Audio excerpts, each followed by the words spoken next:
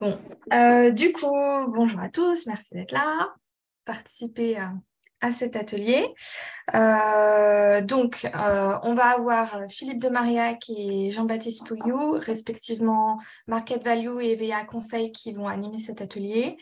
En fait, c'est pour ceux qui n'ont pas forcément participé à tout, en fait, c'est la suite logique de plusieurs ateliers qui ont eu cours pendant ces 2 dernières années, hein. Philippe, tu m'arrêtes si je me trompe. Avec des travaux en fait sur l'aménagement du point de vente et où la conclusion de tout ça était de dire en fait pour aménager son point de vente de manière écologique, il manque des outils pour pouvoir sélectionner les bons produits, les bons matériaux. Et donc là, l'idée, c'est de lancer un projet pour construire un outil qui permettrait de sélectionner les matériaux quand on construit son aménagement de point de vente. Donc là, l'objectif de cet atelier, c'est un peu de vous représenter tout ça dans le détail. Philippe avait déjà fait une présentation en décembre, mais c'était en physique au forum. Et donc là, c'est de revenir un petit peu plus en détail, que vous puissiez poser vos questions et qu'à la fin de cet atelier, on ait donc au minimum 3 enseignes qui soient partantes pour travailler avec Philippe et Jean-Baptiste sur la construction de cet outil. Voilà. Je te laisse la parole, Philippe. Merci. Alors, je vais juste partager avec vous un document qui est celui que j'ai présenté, qu'on a présenté avec Jean-Baptiste lors du forum. Voilà, hop. Et puis, on va avoir besoin d'un petit tour de table aussi pour voir si. Oui, tout à fait. En fait, je vais absolument, je vais juste compléter en 2 secondes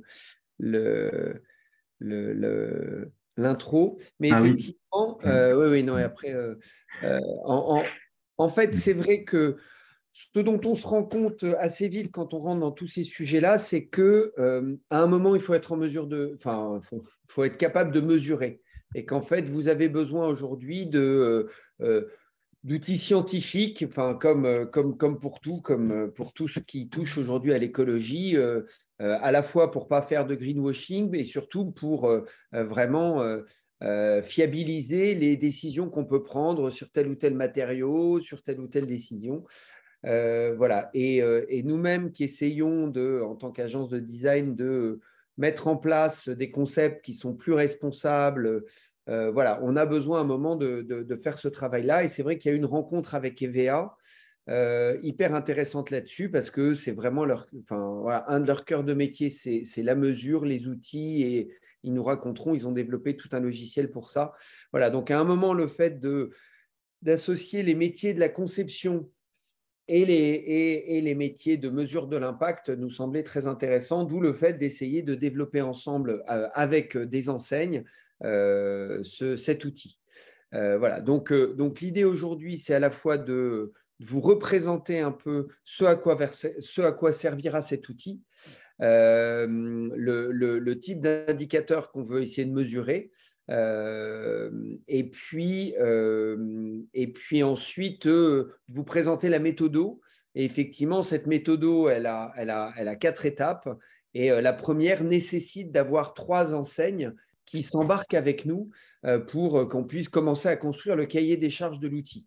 Voilà, donc on en a déjà parlé effectivement lors du forum.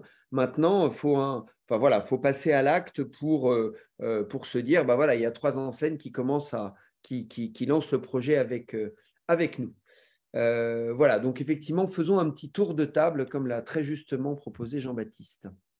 Donc moi, alors je vais commencer par moi, comme ça je lance Philippe de Marillac. Donc je dirige l'agence de design et d'architecture Market Value, qui est partenaire de Génération Responsable et qui d'un côté travaille pour un certain nombre de grands clients du retail, notamment j'ai eu la chance de travailler avec Picard ces 2 dernières années, voilà, et puis d'autres gens. Il y avait les gens de Nespresso qui devaient se connecter aujourd'hui et qui se connecteront peut-être, voilà, avec qui j'ai aussi eu le plaisir de travailler, et puis l'amie Caline, Auchan, Kiabi et bien d'autres. Voilà.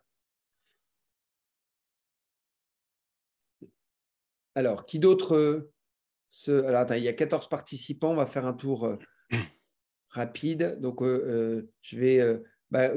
allez, Colline. Et puis, je vais donner la parole aux uns et aux autres comme ça. Ça marche.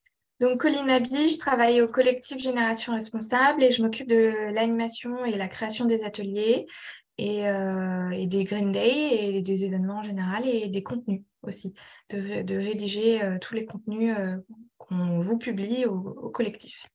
Super. Denis. Bonjour à tous. Moi, je suis le directeur informatique de VA et je dirige une équipe de 20 personnes en responsabilité de notre plateforme Ascore, justement. Super. Donc, Denis nous parlera avec Jean-Baptiste justement de cet outil de manière très concrète. Jocelyne, on ne la présente plus, hein, la présidente du collectif. Merci. Enfin, après, je ne veux pas vous… Non, merci. D'une prise de parole, hein, Jocelyne. Non, super, Philippe. Merci. Matteo.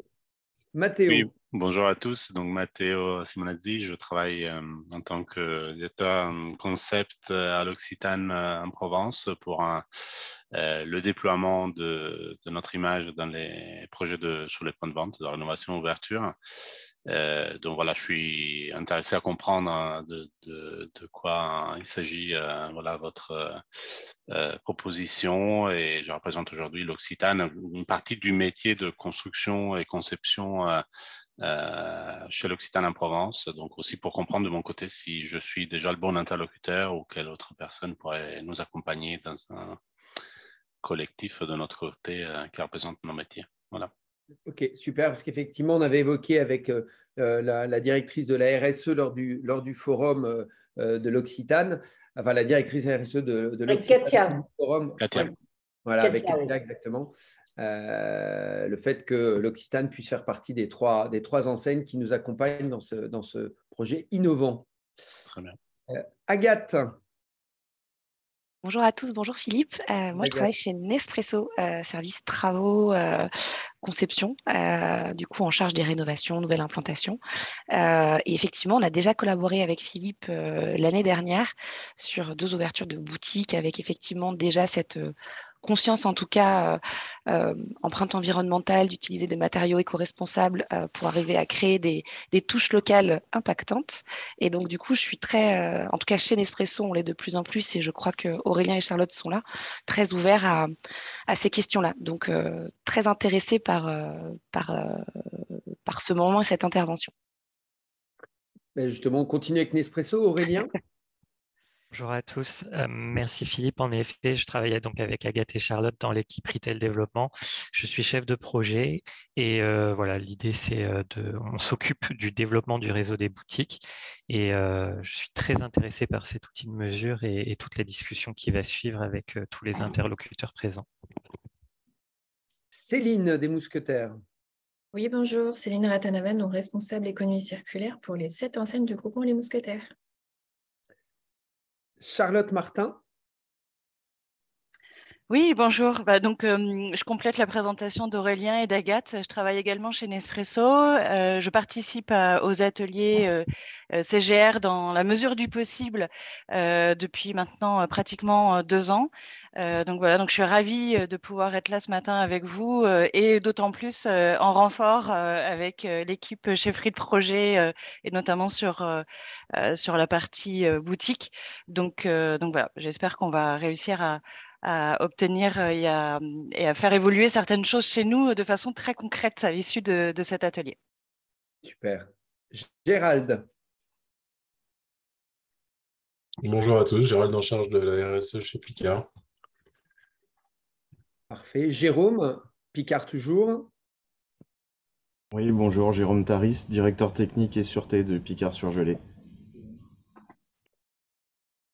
Ensuite, on a Jean-Baptiste. Jean-Baptiste Puyou, fondateur de DVA.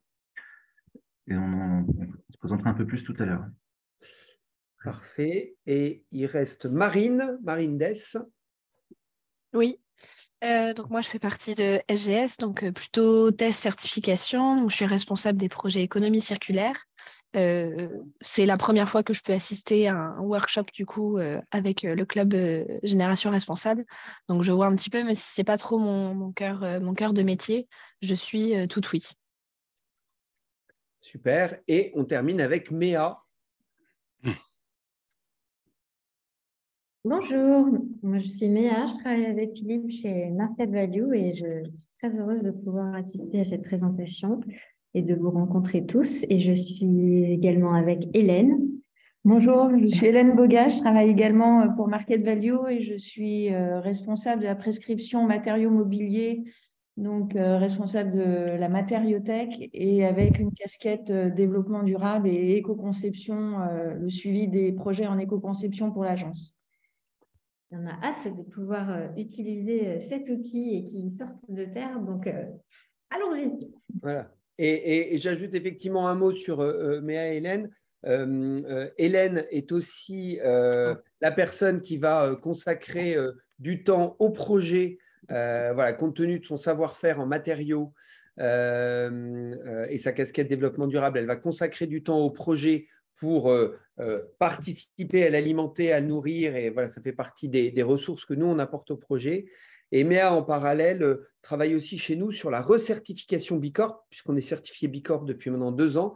On doit se faire recertifier Bicorp, et au cœur de notre recertification, il y a notamment le fait de développer cet outil, voilà, qui pour nous serait aussi la façon d'avancer d'un cran dans ce travail qu'on fait maintenant depuis quelques années. Voilà. Donc, bienvenue à tous. Donc, effectivement, je vais pas mal passer la parole à EVA, mais effectivement, donc l'idée, c'était vraiment de développer un outil de mesure avec à la fois des indicateurs de circularité puis des indicateurs d'impact environnementaux. Donc, on est vraiment dans une démarche de type ACV. Jean-Baptiste, je te laisse peut-être, moi je reprendrai la main sur la partie méthodo, mais peut-être que tu en dises un peu plus, effectivement, vraiment sur ce qu'on va mesurer et comment on va le faire, les sources, etc. Oui, alors l'ambition, c'est d'abord, on a été guidé par notre collaboration avec Market Value sur plusieurs projets et on s'est rendu compte que notre expertise en analyse de cycle de vie pouvait être des fois difficile à transmettre ou à appliquer. C'est du multicritère, l'analyse de cycle de vie, c'est un calcul scientifique sur tout le cycle de vie d'un système. En l'occurrence, ça peut être un produit, une boutique, un bâtiment. Et en fait, de plus en plus, on introduit en complément de l'analyse de cycle de vie des indicateurs de performance ou KPI, ou en l'occurrence ici, c'est des indicateurs de circularité qui viennent compléter l'analyse de cycle de vie et qui permettent à des professionnels, des spécialistes du sujet, et là c'est les points de vente, de calculer l'impact, de comprendre la mesure sans avoir recours à des experts en analyse de cycle de vie. Voilà, donc par contre, l'analyse de cycle de vie est indispensable pour pouvoir vérifier qu'on n'a pas de déplacement de pollution. Donc, vous avez d'un côté, ici, à gauche, des indicateurs de circularité qui sont proposés, qui permettent de piloter une démarche d'éco-conception avec des éléments mesurables, vérifiables. Et puis, en dessous, les indicateurs d'impact environnementaux, en premier lieu l'effet de serre, mais aussi d'autres indicateurs comme l'empreinte sur donc la consommation d'eau, par exemple, sur les ressources non renouvelables minérales, voilà, les métaux, des pollutions de l'eau, des pollutions de l'air. Donc, de plus en plus cadré, cette analyse de cycle de vie aussi, puisque, là, c'est pour vous préciser le contexte, elle va être utilisée pour la communication consommateur de l'impact des produits. Donc, on peut imaginer qu'il y a aussi une cohérence à trouver avec l'impact analyse de cycle de vie des points de vente et des bâtiments. Donc, tout ça, c'est une méthodologie comparable. Voilà, donc une proposition à 2 niveaux, les indicateurs et l'analyse de cycle de vie. Ces indicateurs, pour l'instant, on les a proposés ici. Donc, la matière recyclée, les matières biosourcées, les éléments réemployés pour un même usage qu'initialement, les matières ou les éléments réutilisés, dont on fera un usage différent, et puis les évitements de matériaux, Donc là, c'est intéressant de voir aussi ce qu'on a évité comme impact en faisant des choix qui vont vers la sobriété, vers une conception moins intensive. Et on peut aussi calculer, alors en bas, vous voyez l'effet de serre, mais aussi les émissions évitées de gaz à effet de serre. Ça peut être adapté. Il faut préciser que justement, aujourd'hui, on va rejoindre une méthodologie que EVA a mis en place depuis 3 ou 4 ans avec des financements de l'ADEME, des financements aussi de l'IFPEB, donc l'Institut français pour la performance du bâtiment, mais aussi le CEREMA et d'autres acteurs. On a travaillé sur les indicateurs de circularité. Et on a, d'ailleurs, vous trouverez des publications, hein, on a formalisé ce jeu d'indicateurs sur la manière de les calculer, les manières de rendre ça déployable dans la profession du bâtiment. Et par ailleurs, on travaille énormément dans les produits de grande consommation. Et finalement, le point de vente, c'est entre les deux. Donc, on a des outils aujourd'hui de calcul d'impact du bâtiment, on en a d'autres pour le calcul d'impact des produits. Et là, aujourd'hui, ensemble, l'idée, c'est de tout simplement de réunir dans une plateforme logicielle qu'on a déjà, hein, qui s'appelle Ascore, qui est très modulaire, qu'on est en train de déployer sur différentes familles de produits, d'introduire un module dédié à l'impact des points de vente. Donc, on a de la méthodologie existante, une expérience dans les outils de calcul d'impact des produits et du bâtiment. Et l'idée, c'est de l'avoir maintenant sur le point de vente qui est à la croisée des deux. Voilà. Donc là, j'ai un peu aussi expliqué comment le projet comment il se positionnait dans notre savoir-faire et aussi ça introduit les tâches qu'on pourrait faire ensemble. Mieux, voilà. Donc là, vous avez aussi d'autres informations. Alors, si on rentre un petit peu dans la partie analyse de cycle de vie de l'outil, et on a mentionné INIES parce que c'est la base de données des impacts des matériaux de construction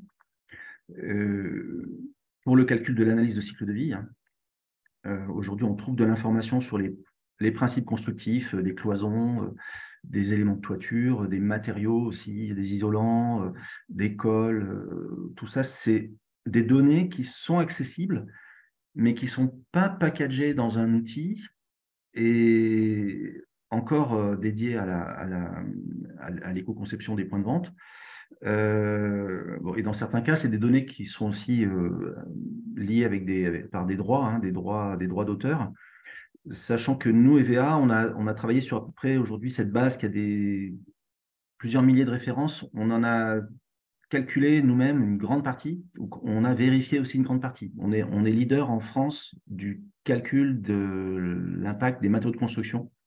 C'est une équipe de 17 personnes, entre 15 et 20 personnes. Donc on a une bonne expérience du calcul de l'impact des matériaux de construction qu'on peut retrouver dans cette base INIES ou qu'on peut avoir, nous, par notre expérience, pour la verser dans l'outil.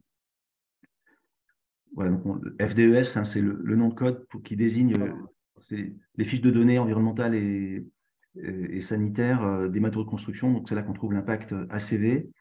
Et puis les PEP, c'est l'équivalent pour les produits plutôt électriques électroniques, les Product Environmental Profile, qu'on retrouve aussi dans le bâtiment, dans les points de vente, hein, l'éclairage, chauffage, climatisation, etc.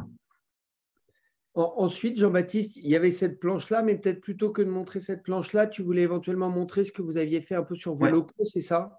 Oui, alors on a deux choses. On a une étude, alors on va retrouver une présentation un peu statique de calcul de circularité dans nos locaux, parce qu'on a réaménagé nos locaux, donc on s'est appliqué aussi à nous-mêmes cette méthode.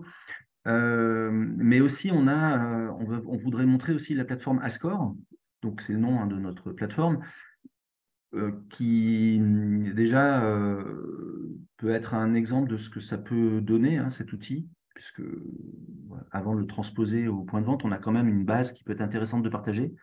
Donc ça fait deux éléments à partager, mais peut-être qu'il peut y avoir un premier tour de questions ou sur le cadrage, sur la méthodologie. Alors peut-être à ce moment-là, je dis un mot justement sur la méthodo et la façon dont on va, et ensuite on fait un premier tour de questions. mais je pense que c'est important que vous montriez votre outil parce que ça permet vraiment de comprendre, peut-être avant même qu'on fasse un tour de questions. Je donne juste quelques éléments de méthodo et peut-être après que vous montriez votre outil parce que voilà, ça permet vraiment de comprendre beaucoup de choses quand on vous voit vous balader dans Ascore. Donc l'idée au départ, c'est qu'effectivement, il y a une première étape d'étude de cas pour définir le cahier des charges. Donc là, l'idée, c'est de repartir en fait de concepts qui existent, qui viennent d'être faits. Donc, ce n'est pas des concepts en cours, hein, c'est des concepts qui ont été faits pour pouvoir les analyser et établir commencer à monter le cahier des charges, réfléchir à tout ce qui est fonctionnalité, et puis de commencer à se dire, c'est quoi les indicateurs qui sont les plus pertinents. Ce qu'on s'est dit depuis le départ, c'est qu'on sait que si on va trop loin dans cet outil d'ACV, on risque de monter une usine à gaz. Donc peut-être qu'il faut qu'il y ait peut-être en 2 étapes qu'on se dise, voilà, c'est quoi, et ça, c'est là qu'on a vraiment besoin aussi des enseignes, qu'on se dise, c'est quoi les X critères fondamentaux qui vraiment vont nous permettre de passer on doit être dans la bonne direction à oui, ok, ça vraiment, ça nous démontre. Donc, sans être obligé de couvrir tous les aspects de l'ACV. Mais donc, on essaye vraiment et ça va nous donner vraiment une V1 de l'outil qui ensuite sera, cette partie cahier des charges va être prise en main, et c'est l'étape 2, par les équipes, notamment de Denis, qui nous racontera ça aussi après, pour développer cette V1 de l'outil. Donc, comme le disait Jean-Baptiste, l'outil, la plateforme, elle existe sur d'autres secteurs. Donc là, l'idée, c'est on va l'adapter au métier de l'aménagement du point de vente. Donc, une fois qu'on aura cette V1, on va rentrer dans une phase d'expérimentation, tester. Et là, l'idée, c'est de faire rentrer 5 autres enseignes qui pourraient, elles, être en cours de développement de nouveaux concepts et de tester l'outil avec elles pour pouvoir se dire, voilà ce qui ne fonctionne pas. Et là, on bascule ensuite sur une V2 et à nouveau, donc finalement, on a étape 1, cahier des charges, étape 2, transformation du cahier des charges en une V1 dans Ascore, étape 3, à nouveau, finalement, on expérimente, on teste et on refait un cahier des charges pour la V2 avec 5 enseignes, et ensuite, à nouveau, on rebascule dans la phase de développement informatique, on finalise l'outil et et ensuite, on peut le déployer de manière plus… ce qui n'empêchera pas évidemment qu'après, il y ait d'autres actualisations. Donc, je vous passe peut-être la main, Denis et Jean-Baptiste, pour que vous montriez un peu l'outil. On va montrer effectivement la plateforme Ascore. Et puis après, ce que je vais vous montrer, alors c'est même mieux que ce qu'on a fait pour nos propres locaux, c'est ce qui est aujourd'hui d'ailleurs accessible sur Internet, c'est l'accompagnement de la rénovation du siège social de Envie, donc l'association qui s'occupe de reconditionner des appareils électroménagers, principalement dans une économie sociale et solidaire. On a fait ce travail, on a des indicateurs de circularité qui ont été publiés. C'était donc à Paris, le nouveau siège social de Envie. Et là, c'est assez complet, ce sera assez proche de la notion de point de vente. Mais on peut commencer par Denis, si tu es prêt, Denis, pour… Oui, je vais vous partager mon écran. Alors, dans la plateforme Ascore, on verra de l'ACV, de l'analyse de cycle de vie. On ne verra pas les indicateurs de circularité du bâtiment, puisqu'aujourd'hui, on les calcule à part. Et c'est là où il y a besoin de les intégrer. Mais on pourrait voir aussi quand même comment les KPI peuvent exister dans cette plateforme à côté de l'analyse de cycle de vie. Est-ce que vous voyez mon écran? Oui. Oui, très bien. Donc là, on a une promotion sur le lieu de vente. Je fais l'intro juste pour dire que oui, on a pris notre plateforme PLV. Oui, parce qu'Ascore a été décliné pour la promotion sur le lieu de vente. On retrouve des éléments de mobilier, on retrouve de l'éclairage, on retrouve des choses qui vont être réexploitables dans l'année cycle de vie d'un point de vente. Cette plateforme Ascore pour la PLV, on l'a développée pour l'association Popeye et ses adhérents. Donc voilà, c'est une des déclinaisons qu'on a déjà faites de cette plateforme, hein, c'est pour les métiers de la paye. Alors Popeye, c'est Shop, maintenant ça s'appelle Shop France. Et donc cette plateforme, on l'a renommée Shop Score. Voilà. Donc, effectivement, notre plateforme Ascore s'adresse et transverse sur plusieurs secteurs industriels. Actuellement, elle est utilisée aussi bien dans la cosmétique, dans la plasturgie, dans le composite, donc dans la PLV, dans les produits manufacturés. Bon, j'ai choisi PLV parce que je trouvais que c'était le secteur qui se rapprochait le plus du vôtre. Ce qui est très important, c'est que c'est une plateforme qui est accessible, bien sûr, en plateforme SaaS, donc via le web. Elle est sécurisée, elle est sur des serveurs français et elle est maintenue par nous-mêmes, par notre équipe de développeurs. Et donc, on est capable de l'adapter, et ce qui fait partie de notre réunion aujourd'hui, on est capable de l'adapter à n'importe quel secteur avec ses spécificités. Alors, je ne vous cache pas qu'au jour d'aujourd'hui, on est en pleine transfert de nouvelles fonctionnalités dans la plateforme. Donc, la plateforme démo peut avoir des ralentissements suite à cette modification qui est en train d'être faite. Mais enfin, ouais, je pense que je vais passer à travers les différentes fonctionnalités qui vont être implantées en plus. Donc, in fine, vous pouvez, sur cette plateforme, modéliser tous vos produits. Alors, et ensuite, de reprendre ce qu'on appelle, nous, des références commerciales qui nous permettent ici d'avoir l'ensemble du cycle de vie de notre produit, aussi bien, donc on va retrouver notre produit ici, mais le packaging, la fabrication, le transport et la phase d'usage et la fin de vie du produit. Donc là, vous avez un cycle complet concernant un produit, ce qui reviendrait dans votre secteur à une vie complète de la boutique ou du lieu de vente. Oui, ce qu'on va faire, par exemple, c'est qu'on va rentrer ça peut être, si on rentre sur la phase travaux, on peut aussi rentrer directement dans une phase plutôt d'aménagement. Et puis, on va avoir des lots. Nous, la manière ici qu'on a eu de découper la PLV, ben, c'est tout simplement des scénarios d'usage, des scénarios de fin de vie. Il y a du merchandising aussi qu'on peut ajouter. Dans le cas d'un point de vente, on pourra procéder par lot de travaux. Oui. Par exemple, l'éclairage, voilà, les cloisons et les sols, l'aménagement. Donc à ce moment-là, on abordera le mobilier. Et puis après, il y a les phases de vie. Sur la PLV, on va avoir de la consommation d'énergie, on va avoir des éléments des déchets aussi qui sont générés. Dans le cas d'une boutique, on va avoir de l'entretien, donc est-ce qu'on doit faire du nettoyage, voilà. Mais ce qu'on a vu pour simplifier les travaux, on a vu ça avec Philippe, c'est de commencer par ce qu'on appelle cradle to gate, c'est la livraison du point de vente. On s'arrête, une fois que la livraison du point de vente est terminée, on peut s'arrêter au niveau de l'ACV, de la circularité, sans forcément mesurer l'entretien.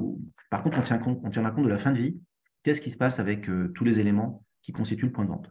On va ce périmètre, on pourra en reparler, mais c'est vous qui êtes sur des travaux, qui êtes sur de l'investissement, et puis la création du point de vente, faire un focus jusqu'à la livraison du point de vente en pensant à son cycle de vie, sans forcément détailler la partie usage, qui peut être très variable d'ailleurs.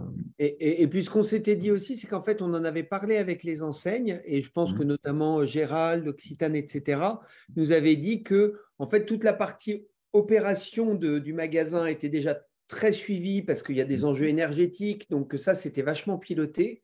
Et qu'en revanche, c'était notamment l'amont, toute la partie conception, où là, pour le coup, ils étaient plus dans le flou. Et que, enfin voilà, donc si je ne… Ouais. Là, c'est ça. Donc, alors sur l'amont, ici, sur une PLV, carcasse, structure… oui, là, c'était par rapport à… C'est intéressant, on va regarder ce que ça donne. Surtout, on va regarder les graphes, les résultats que ça donne. Voilà, tout à fait. Enfin, c'est simplement pour vous montrer un petit peu l'ergonomie du logiciel. En fin de compte, c'est extrêmement simple. On choisit ses matériaux, on va choisir son procédé, on va rajouter des procédés par rapport à ce matériau. Si on a besoin de fournitures, etc. Donc, c'est très modulable et très facile d'utilisation. Et effectivement, comme le dit Jean-Baptiste, après, le plus important, c'est quand même les résultats de sa modélisation. Et donc, voilà, on va avoir ici l'impact environnemental. Donc, je laisserai Jean-Baptiste préciser ce qu'est le score unique parce qu'il est meilleur que moi pour ça. Le changement climatique, ça, là, je pense que tout le monde comprend. Et ici, bien sûr, vous avez la décomposition des impacts qui contribuent au score unique, mais surtout, on voit quelles sont les parties les plus impactantes du produit. Donc ici, on a une reprise complète de tout le descriptif du produit qui a été modélisé. Et en regard, on a obligatoirement le pourcentage que ça implique au niveau des impacts. Là, c'est sur une catégorie qu'on peut dérouler juste en haut à droite, c'est marqué votre choix. Ça veut dire qu'on peut avoir une autre, on peut choisir, par exemple, si on prend le changement climatique, on a la répartition des impacts pour le changement climatique. Donc 75% pour la carcasse et 24% pour les modules. Et on peut, l'utilisation des terres, là, c'est la carcasse qui devient à 94%. Ça, c'est tout ce qui va être extraction minière ou agriculture quand on est sur les produits biosourcés. Les rejets dans l'eau qui vont faire de l'eutrophisation. Voilà, mais en fait, pour aller plus simple, on est dans le bâtiment, et je pense aussi dans les démarches RSE, la plupart des entreprises, on est quand même très focus climat, parce que c'est un précurseur d'autres impacts. Hein. Quand on dégrade le climat, on va dégrader la ressource en eau, la biodiversité, etc. On peut avoir une analyse plus fine. Alors, les KPI, là, on peut faire un petit point d'arrêt parce qu'on en a déjà qui sont sur étagère. Par exemple, on a la proportion du biosourcé dans le produit, on a le taux de recyclé, on a la recyclabilité, on a la quantité de matière plastique. Alors ça, c'est des choses qu'on avait définies pour la PLV. Et effectivement, c'est ça qu'il faut adapter pour les points de vente. On va avoir le réemploi, la réutilisation, etc. Après, on a l'analyse des impacts par les impacts amont de matériaux, procédés, transport et process de finition. On a une analyse par matériaux, c'est-à-dire on regarde des matériaux qui sont utilisés dans le produit, on va connaître le matériau les plus impactants et le pourcentage, bien sûr, de ces. Et ensuite, on a la capacité, la possibilité d'exporter la totalité des résultats, cette fois-ci en valeur absolue et sur les 16 indicateurs, pour pouvoir les retravailler sur Excel et ressortir d'autres graphes ou les utiliser dans des logiciels ou dans d'autres tableaux que vous auriez déjà réalisés sous Excel pour le travailler. Donc, en fin de compte, ce qui est important pour nous, c'est on va se baser sur cette plateforme pour pouvoir constituer votre outil et l'adapter véritablement à votre activité. Et à ce stade, il y a des questions, sinon on peut des réactions.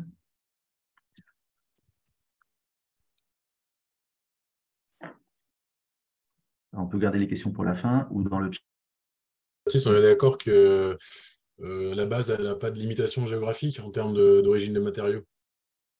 Non, la base, en fin de compte, tout à fait. Les données, alors on peut faire un petit focus.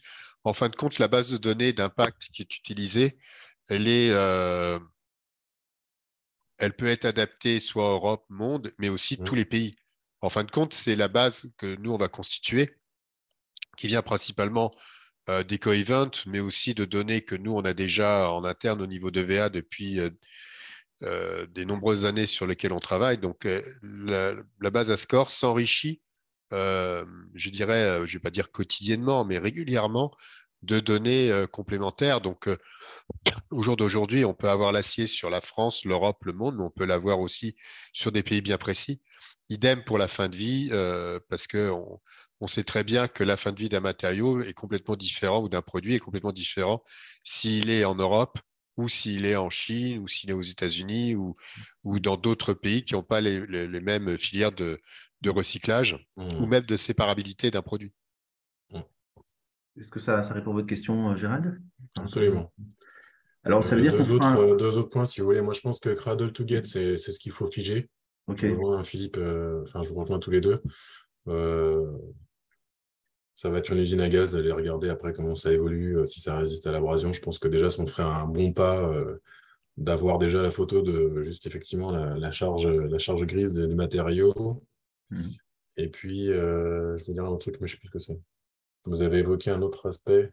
Alors, on a Cradle to Get et la fin de vie, parce que quand même, quand on conçoit... Oui, bien sûr. Ça va de soi. Pour garantir une unité fonctionnelle. On est tout à fait raccord. Alors d'ailleurs, l'unité fonctionnelle, on va définir ensemble. Est-ce que c'est des mètres carrés? Est-ce qu'on peut aussi avoir des ratios différents?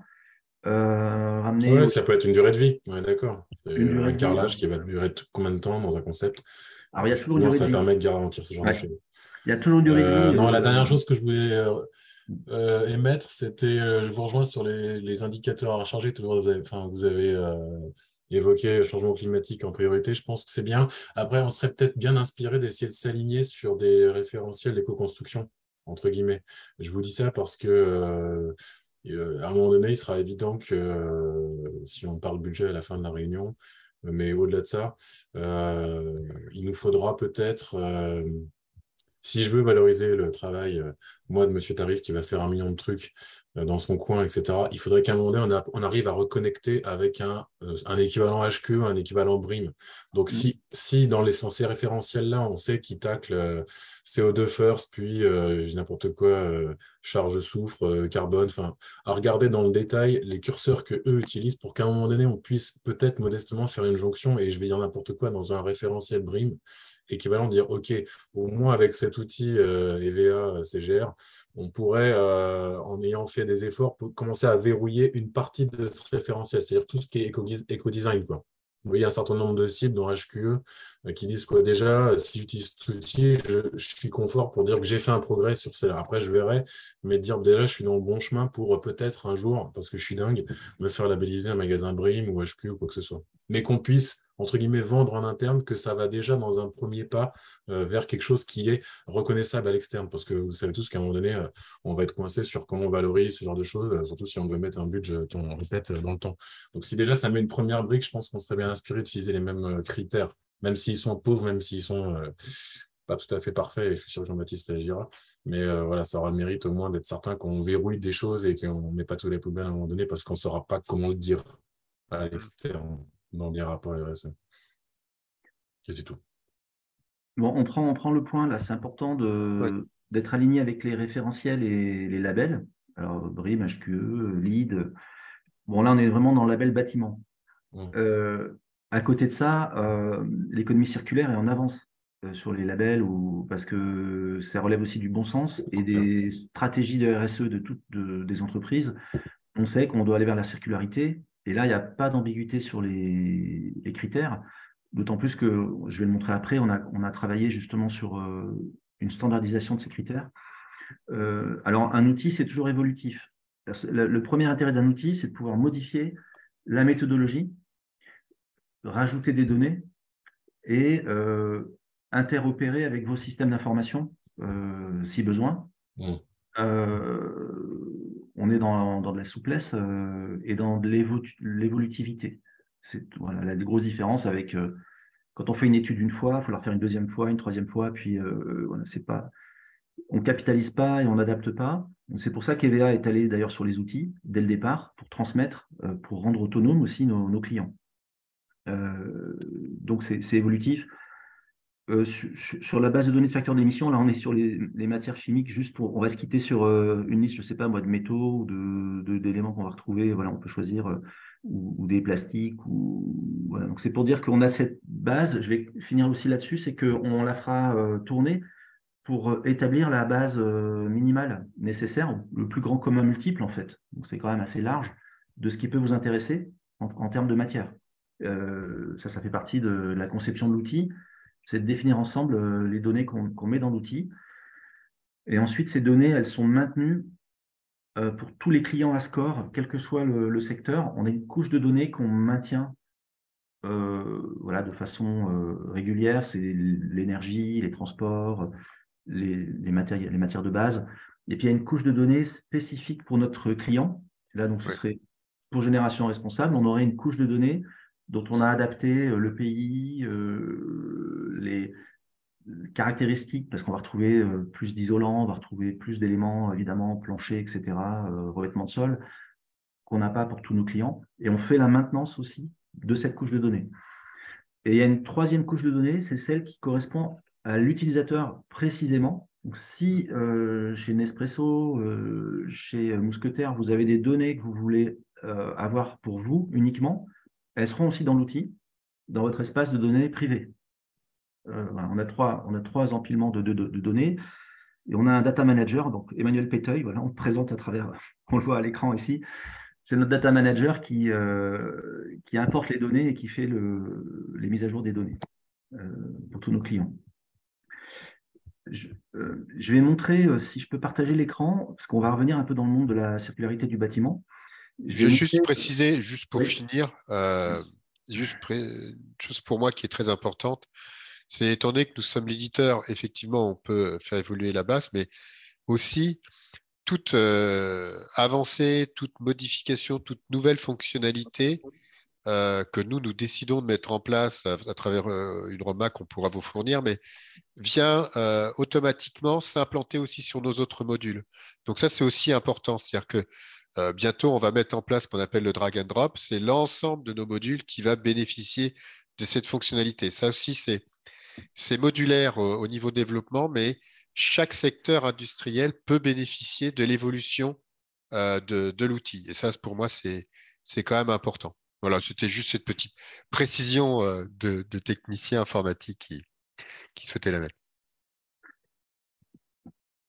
Pour enchaîner, je vous mets dans le chat. Je dis juste un truc, Jean-Baptiste. Moi, je rejoins vraiment Gérald sur le fait que si on peut un moment relier ça, tu vois, aussi à des indicateurs plus globaux, parce que, tu vois, nous, on travaille aussi beaucoup avec les centres commerciaux. Et c'est, enfin voilà, et je trouve qu'ils sont, par rapport aux retailers, plus conscients de tous ces sujets-là et sur tout ce qui est SQE et BRIM. D'ailleurs, moi, j'ai plein de clients qui me disent, mais c'est fou, les retailers, ils ne sont pas assez encore engagés sur tous ces sujets de dépenses énergétiques, etc. Alors que eux, en tant qu'investisseurs institutionnels, souvent, parce que tu as des très, très gros trucs derrière, ils sont ils sont très à cran dessus. Hein. Un de mes clients me disait dernièrement, aujourd'hui, 50% du temps de ces asset managers et sur tous les sujets ESG. Donc, voilà. Donc, je pense que le fait à un moment que notre outil ne soit pas juste un truc écologique en plus, mais que ça vienne se pluguer sur ces notions-là, je pense que, enfin, voilà, moi, j'aime beaucoup cette idée-là. Je trouve que c'est hyper intéressant. Ce qui n'empêche pas en plus d'avoir d'autres critères de circularité qui sont peut-être…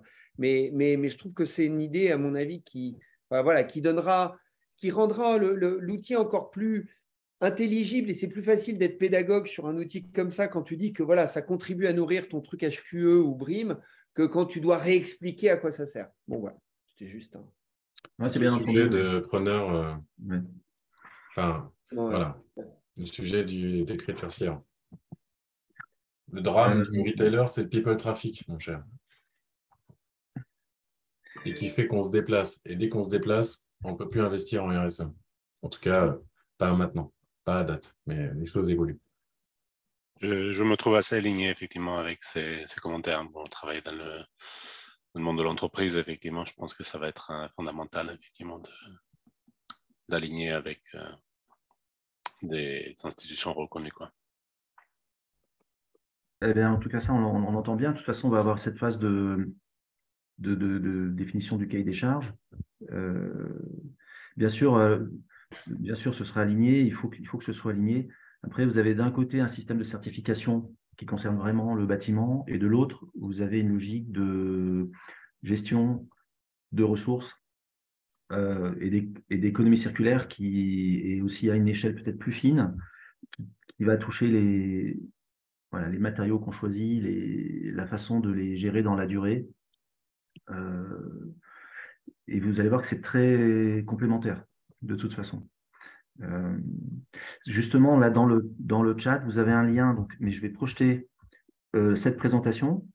On était content de voir qu'elle était d'ailleurs disponible sur Internet comme ça, c'est un bon exemple qu'on peut partager comme façon de restituer à quoi sert l'outil et comment on va restituer les résultats.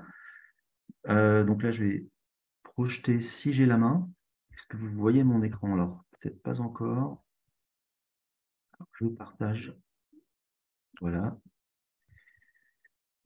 Donc là, vous voyez mon écran.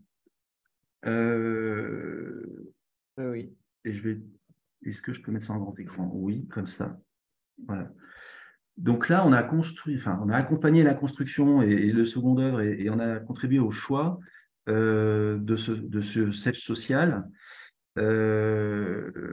C'était il y a 3 ans.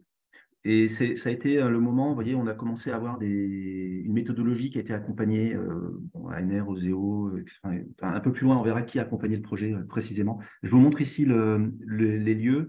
C'est cet îlot-là qui a été réaménagé. Voilà, et avec différents acteurs pour la conception et la réalisation des travaux, et le soutien d'institutionnels également sur ce projet. Juste, Jean-Baptiste, le bâtiment existait ou il a été construit? Il existait. D'accord, donc c'est vraiment du réaménagement, quoi. Il n'y a pas de construction. Oui, il existait, les espaces ont été nus ensuite sans cloison et il a été réaménagé.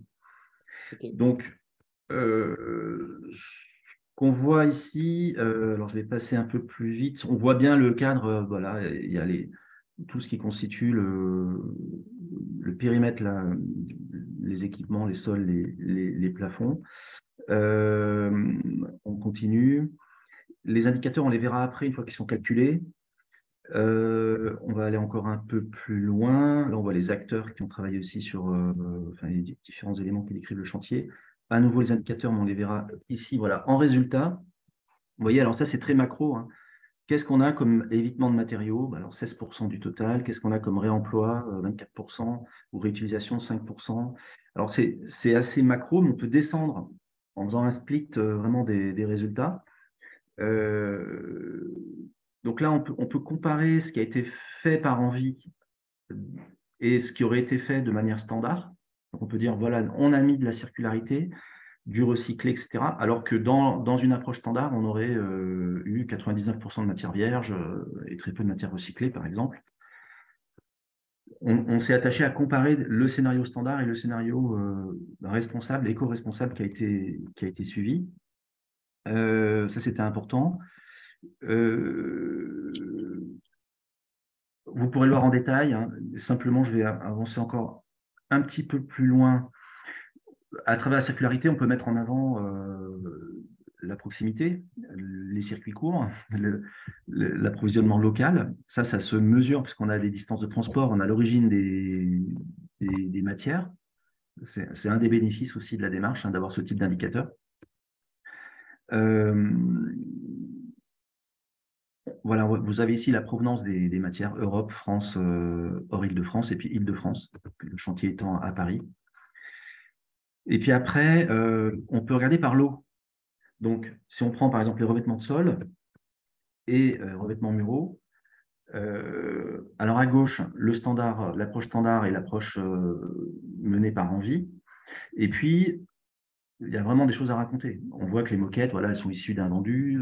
Les vinyles, ils sont neufs parce que ce n'est pas disponible en réemploi. Donc, on peut justifier pourquoi on a pris des éléments qui seraient neufs.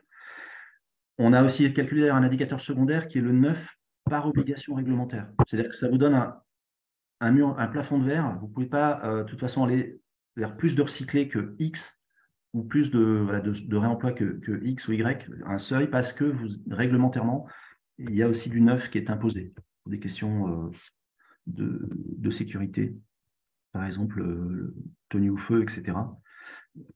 Alors ici, on peut continuer, alors qu'on a les revêtements muraux ici, les peintures. Alors les peintures, on peut trouver de la peinture reconditionnée aussi, avec du taux de recyclé. Voilà, donc ces indicateurs-là, ils peuvent être déclinés. C'est là où l'outil logiciel a du sens. On clique sur le lot concerné et on obtient les indicateurs calculés et évités. Voilà. Ici, les cloisons et la menuiserie. voilà, le 9 par obligation, mais si on le voit qui est mentionné sur cette slide. On peut continuer. Après, il y a les équipements, donc plomberie, équipements sanitaires. Alors là, c'était très engagé, hein, le chantier. On a beaucoup de réemploi et de réutilisation. Je pense que si vous êtes contraint, il y a une autre stratégie, c'est la sobriété, l'allègement. Et là, on aurait plus d'impact évité, mais plus de neuf potentiellement. C'est pour ça que les stratégies d'éco-design, d'éco-conception, il faut qu'elles soient très cohérentes. Vous avez la stratégie du réemploi, de la réutilisation, avec des produits qui peuvent être moins techniques, plus lourds, et dans d'autres cas, l'allègement, la sobriété, et là, on a des produits neufs, mais qui sont en intensité matérielle beaucoup moins intensifs, en quantité, et on génère aussi moins de déchets finalement. Donc, c'est intéressant avec un outil de pouvoir comparer des scénarios, des stratégies qui peuvent être différentes, mais qui convergent vers l'économie circulaire et vers le moindre impact. Et derrière, Jean-Baptiste, quand on voit les histogrammes verts, etc., recyclés, etc., on clique sur le scénario de droite, et ou sur les deux d'ailleurs, et on peut avoir les quantifications sur les 2-3 impacts environnementaux qu'on aura sélectionnés. Ah oui, toujours, oui. On a toujours la référence à l'ACV. Je pense que ce sera plus parlant de dire voilà, scénario standard, scénario retenu, et puis dire bénéfice sur changement climatique, bénéfice sur eau, bénéfice sur ressources, qu'on voit tout de suite en un clin d'œil, en cliquant sur chaque fiche de matériaux en choix, que ça puisse tout de suite très matériellement parler à nos équipes design, et qu'ils puissent comme ça tout de suite mesurer le bénéfice écologique de la sélection des matériaux, quoi. Oui, tout à fait, parce que là, c'est très statique, hein. On a fait des calculs dans Excel de circularité, que vous voyez là, et par ailleurs, on a fait dans un logiciel scientifique un calcul de CO2. Et ce n'est pas sur la même plateforme, alors qu'évidemment, dans un outil, ce qu'on cherche à faire ensemble, c'est ce qu'on a sur notre plateforme Ascore. On clique, on peut passer de l'indicateur recyclé, biosourcé, à la donnée CO2 ou d'autres indicateurs ACV. Puisque de toute façon, les sources sont les mêmes, hein. C'est des matières, des distances, des quantités. Alors, ici, donc, on peut finir, voilà, on est sur les plafonds, les luminaires, les éléments extérieurs. Donc, avec ça, je pense qu'on voit aussi comment on peut exploiter ces résultats pour justifier une façon de travailler différente, pour documenter, pour rendre robuste des allégations, des communications. Et donc, c'est ce qui nous semblait important avec Philippe, c'est d'avoir de la donnée et de pouvoir l'exploiter surtout derrière.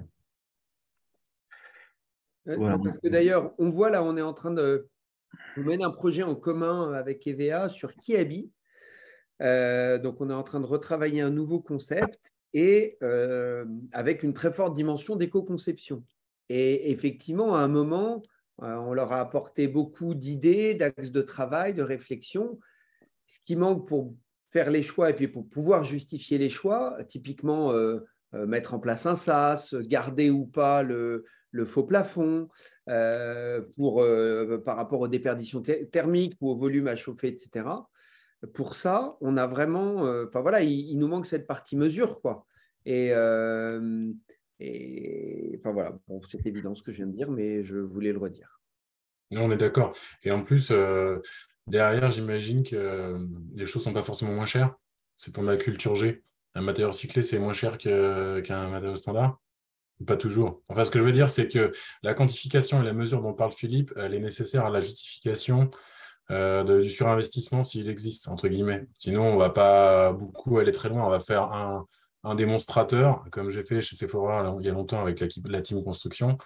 On avait réussi à avoir un BREEAM Excellence, on était super contents, mais après, derrière, dans la déclinaison, on ne pouvait pas se l'autoriser. Et quand vous avez plein de magasins à refaire avec un rythme de dingue, 10, 15 par an, à un moment donné, vous coincez parce qu'en CAPEX, ça ne fonctionne pas. Donc, si on n'arrive pas à verrouiller que, les volumes de ces matériaux dits recyclés, dits écologiques sont disponibles dans un temps record et dans un volume non négligeable pour permettre un un déploiement systématique sans aucun encompte, parce que vous savez, c'est là-dessus que ça va coincer, quoi. C'est dans le petit grain de sel qui fait que une machine de construction, elle ne peut pas s'autoriser à dire tiens, j'attends 3 semaines parce qu'on a fait une démarche RSE ici ou là, quoi. Soit on fait un il ne buzz, faut soit on surtout fait pas mélanger l'outil de vos pratiques. Vous avez, vous, une exigence de projet, de qualité, d'esthétique, de délai, de coût. Et ça, vous devez effectivement continuer à le gérer. L'outil, ça vous permet de faire un focus environnemental robuste pour remporter la mise quand il faut faire un petit effort, peut-être même sur les coûts ou sur les délais, parce qu'on va dire, voilà, là, j'ai gagné des émissions de CO2, là, j'ai travaillé plus localement, ça se mesure. Et donc, c'est vraiment un outil qui va vous aider, mais votre métier est toujours dans sa difficulté, coût, délai, qualité et un projet, hein, c'est très, très contraint. Ce qu'on peut dire aussi, c'est qu'on ne va pas forcément comparer une situation théorique qu'on aurait menée avec la situation réelle. On peut aussi faire l'ancien concept versus le nouveau concept. Donc, on passe quelques heures, ça peut être, je ne sais pas, 2-3 jours d'études pour modéliser le concept existant. Et on se dit, mon nouveau concept devra être plus écologique. Et là, on va se comparer à l'ancien concept. Et on va pouvoir démontrer qu'on a fait des gains. Ça, c'est très important aussi, de montrer qu'on progresse. On peut aussi benchmarker. On peut regarder ce qui se fait ailleurs. Dire, bon, là, il y a eu des choix pour les plafonds. Il faut voir ce que ça donne. C'est pas des fois, on trouvera que c'est peut-être des fausses bonnes idées. C'est bio partout, végétal partout. On fait un petit calcul, on se dit non, mais là, j'ai de la ressource agricole, j'ai de l'eau, j'ai des intrants qui ont été consommés. Bon, peut-être qu'on peut aller vers une solution différente. Donc, le benchmark, challenger aussi, certaines fois, c'est des fournisseurs ou qui vont vous amener des matières avec des arguments écologiques. Et ben, ça peut être challengé, vérifié. Donc, voilà, voilà un tour d'horizon qui est justement, alors, qui laisse présager de ce que peut être l'outil, mais l'idée, c'est de le définir ensemble. Voilà, on a une feuille de route pour avancer. Et pour continuer, du coup, je peux rendre la parole à Philippe et à l'Assemblée là, pour la suite. Je ne sais pas si vous avez, est-ce que vous avez pendant que vous réfléchissez, si vous avez des questions, je trouve qu'effectivement, il y avait un truc intéressant dans ton document sur Envie. D'abord, c'est que c'était du bureau et nous, on fait aussi de l'aménagement de bureau. Donc, en fait, ça peut être… et là, pour le coup, dans le tertiaire, les grands institutionnels sont à nouveau très, très pushy sur ces sujets. Donc, ça peut aussi être un autre projet. Mais non, tu comparais le standard et la pratique d'Envie. Effectivement, ça, c'est intéressant. Est-ce que cette notion de standard… elle a, tu vois, un sens dans le retail ou est-ce que d'un métier à l'autre, en fait, ça va être trop différent? Alors que le tertiaire, bon, grosso modo, c'est un peu toujours la même chose, mais entre un Picard et un toit, est-ce que c'est un sens standard dans… C'est hasardeux le standard. Bon, Envie n'avait pas de moyen de comparer avec la situation précédente parce que ce n'était pas leur siège social avant. Donc, en fait, on est parti là-dessus. Mais quand je dis plutôt comparer dans votre métier, un concept est nouveau. Ancien versus nouveau, comparer plusieurs projets aussi en phase de conception, ça peut être intéressant de dégrossir une enveloppe et de l'aménagement et de voir s'il y a des facteurs 2, des facteurs vraiment marqués entre deux concepts. Ça peut être intéressant. On peut même donner accès à des partenaires ou des prestataires à la plateforme. Donc, c'est ce qu'on fait, par exemple, pour la PLV. En fait, les annonceurs peuvent accéder à la plateforme Ascore et puis demander aux différents prestataires de PLV de faire leur évaluation et on va pouvoir les challenger sur la même base. Donc, vous pouvez aussi challenger différents concepts si vous travaillez avec des agences ou voilà, donc ça peut être intéressant. Mais la version comparée avec une situation entre guillemets standard, c'est pas évident que ça c'est du sens à chaque fois. Ok. Non, mais je pense que ancien et nouveau concept pour le coup, c'est forcément très intéressant parce que ça te met dans une démarche de progrès, quoi.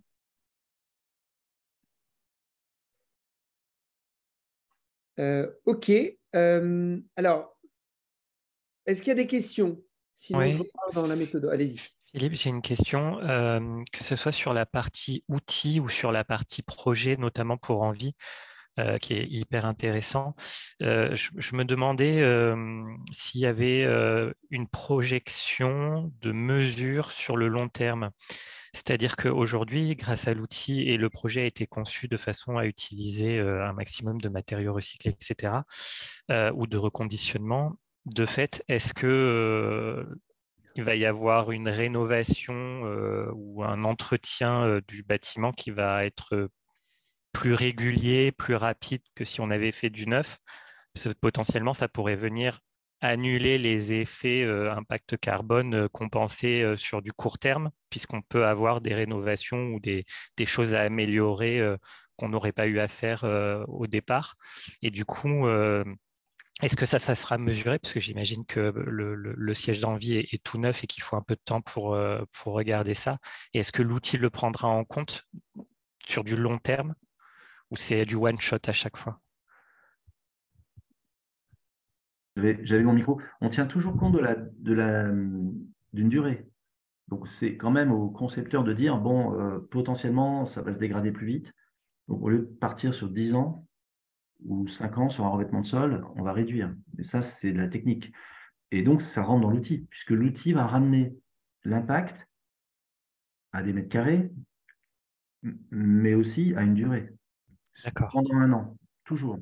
Donc, vous pouvez avoir un système qui est beaucoup plus intensif au niveau écologique, mais qui dure vraiment garanti pour la durée de vie de votre concept. Si vous dites, moi, je veux garder ça pendant 7 ans, 6, 7 ans, mais vous pouvez aussi avoir un concept que vous préférez avoir une durée de vie courte, 3 ans, avec des produits moins impactants, et en garantissant leur circularité. En disant, je vais pouvoir les revendre, je vais pouvoir en faire quelque chose. Donc, c'est le paramètre est pris en compte. Il y a des stratégies différentes, et c'est ramené dans l'outil à une année. Ça, c'est le cas dans tout calcul d'impact. On ramène toujours les impacts à une durée, enfin, à une unité comparable. Donc, des mètres carrés pendant un an.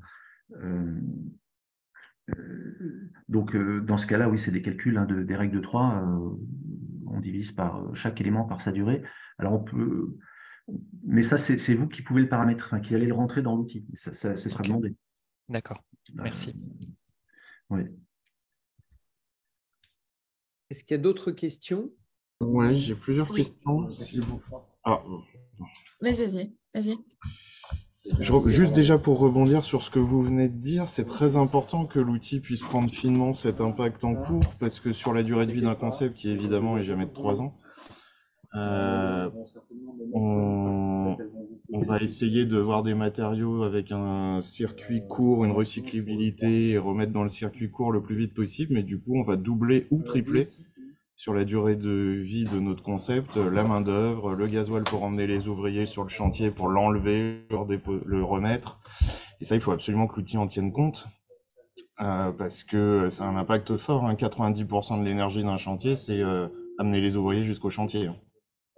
C'est la phase chantier. Je ne l'ai pas mentionné, elle fait partie du périmètre. On dit cradle to gate, mais aussi les chantiers, y compris les chantiers de rénovation ou de renouvellement. Oui, donc tout à fait. Ça, je pense que c'est très très important, parce qu'aujourd'hui, j'ai déjà le métier un peu pas mal d'années. On va avoir plutôt tendance à faire l'inverse de ce que vous proposez dans l'outil. Donc c'est pour ça que je suis ravi d'être là et un peu perdu depuis 1h30. Parce qu'on vise plutôt des matériaux les plus durables possibles, évidemment, parce qu'on travaille tous pour des enseignes qui ne restent pas que 5 minutes sur les bâtiments qu'ils louent ou qu'ils construisent, et donc on veut faire en sorte que les matériaux durent jusqu'à la fin de la durée de vie utilisateur, et pour éviter justement ces impacts-là de devoir refaire des chantiers en cours de vie. Alors ça, c'était ma première question. Ma deuxième question, c'est sur l'évitement. Alors, qui m'a l'air très bien d'éviter de faire des choses. Je suis un énorme militant de l'absence de faux plafonds dans les magasins, mais c'est plutôt un j'aime pas esthétique. Philippe est bien au courant de cette histoire avec moi. Est-ce que l'outil calcule aussi les impacts que ça a sur d'autres lots? Parce que si je mets pas de cloison, si je mets pas de faux plafonds, enfin, bref, on va pas faire une liste à l'après-vert, mais chaque évitement de quelque chose qui est fait aujourd'hui, s'il est fait aujourd'hui, c'est qu'il y a une bonne raison technique. d'ingénieur du bâtiment ou d'ingénieur thermicien. Si on décide de ne pas le faire, est-ce que l'outil calcule aussi dans le pourcentage de l'apport de l'évitement l'impact que ça a sur d'autres éléments qui sont en l'occurrence pas pris en compte a priori dans l'outil, comme les consommations d'énergie? Parce qu'il est clair que si on enlève le faux plafond, alors dans un Auchan, pour en avoir construit, ça marche très bien. Dans un Picard, c'est plus compliqué. Donc ça, c'est un point. Je vais vous dire tous mes points, parce que sinon on va y passer. La disponibilité des matériaux recyclés, parce que j'aimerais avoir la meilleure note possible, et puis tout le monde s'y met. Et un jour, il y a moins de matériaux recyclés disponibles que de besoins, et du coup, je serai forcément mauvais élève, et en plus, je vais générer une spéculation incroyable, et des profiteurs de guerre, comme on connaît depuis un an. Quand on en sera là, franchement, je pleurerai de bonheur, Jérôme. Mais on est aujourd'hui sur les fluides frigorigènes. Soyons les premiers. On a aujourd'hui le cas sur les fluides frigorigènes où... Je sens que Céline, elle va déjà nous doubler. Le simple, tu vois, elle est déjà en train de sourire. Le simple fait que tu l'aies mentionné, on va se retrouver deuxième. C'est pas grave. J'ai deux autres questions. L'inexistence de certains matériaux, donc qui ne peuvent, donc la veille de la création de mon point de vente, certains matériaux peuvent ne pas exister, donc je n'ai aucun moyen d'utiliser des matériaux recyclés. Je suis obligé d'aller vers des matériaux neufs ou des technologies neuves qui vont être beaucoup plus vertueuses. Et ça, je pense que ça peut être intéressant que ces nouveaux matériaux qui, du coup, ne rentrent pas dans la circularité puissent avoir un coefficient de vertu plus important, puisqu'ils n'existaient pas avant, ils ne peuvent pas être dans la circularité, ils ne peuvent pas être recyclés, mais ils apportent plus que si on avait utilisé un matériau recyclé. Et puis enfin, mon dernier point, c'était peut-être de travailler un outil sans pourcentage, puisque évidemment, on sera toujours avec une somme à 1 à la fin, là, dans ce que vous montriez. Moi, ce qui m'empêche de me projeter, c'est que je peux avoir un chantier qui a utilisé 95% de terres rares, mais qui sera quand même plus vertueux qu'un magasin un chantier qui en utilise que 2%, parce que les valeurs absolues sont totalement différentes. Je peux répondre à la volée. J'ai fini, j'ai plus rien. C'est la cinquième et dernière. Bon, premier point, la phase chantier. Ok, ça c'est vraiment, ce sera pris en compte. Ça, on peut faire 2-3 chantiers de suite tous les 3 ans et on compare avec un chantier au bout de 7 ans et c'est inclus. Ensuite, l'évitement, notamment à cause des consommations d'énergie induites, ça aujourd'hui, en fait, on a écarté l'impact énergétique du point de vente et c'est peut-être une chose à réintroduire, tout simplement. Parce que comme ça, on pourrait tout de suite avoir l'impact d'enlever un faux plafond ou d'avoir des cloisons plus minces. Donc, on serait sur vraiment la dimension énergétique. Aucun souci avec ça, parce que c'est quelque chose qui va quand même être rentré manuellement. Vous avez des ingénieurs thermiciens, vous avez des bureaux d'études, donc de toute façon, on va vous demander, ça va être quoi la conso d'énergie si j'ai du simple vitrage ou si j'ai enlevé un faux plafond. Si j'ai une porte à double battant au lieu d'un seul battant, de toute façon, il faut un expert pour le mesurer. Ce n'est pas l'outil qui le mesure. Vous le rentrez et vous dites, ah bah oui, là, je vais perdre. Effectivement, en énergie grise, je gagne un peu d'énergie parce que mon matériau, j'ai moins de matière, elle est moins impactante à fabriquer. Mais en énergie, pendant l'exploitation, pendant 3 ans, 5 ans, là, par contre, je vais largement y perdre. Donc ça, c'est vraiment important de le dire aujourd'hui. Ça ne pose aucun souci. On est déjà dans le cahier des charges de l'outil pour adapter. Alors, après, il y avait la question aussi de la valeur absolue, de la valeur en pourcentage. Alors nous, on est vraiment des grands défenseurs d'une valeur aussi en grandeur qui n'est pas un pourcentage, qui est une grandeur avec une unité derrière. Et vous l'avez vu aussi tout à l'heure quand même dans la présentation en vie, on a toujours des pourcents et des kilos, des tonnes en face. Donc on a toujours les grandeurs d'eux-mêmes dans nos outils. Là, on vous a montré des répartitions en pourcents. Mais en fait, on a les valeurs aussi des impacts. On a les quantités d'émissions de CO2, on a les quantités d'eau consommées. Voilà. Donc, c'est très important de switcher sur du relatif en pourcent. Parce qu'effectivement, quand on nous dit ce produit, il a 50% de matière recyclée, ok, mais s'il pèse 3 fois plus lourd qu'un produit équivalent, c'est une mauvaise idée de mettre du recyclé dedans si c'est pour l'alourdir. Puis dans votre commentaire, il y avait quand même aussi après une question un peu plus de stratégie d'éco-design. Et là-dessus, je ne prends pas position.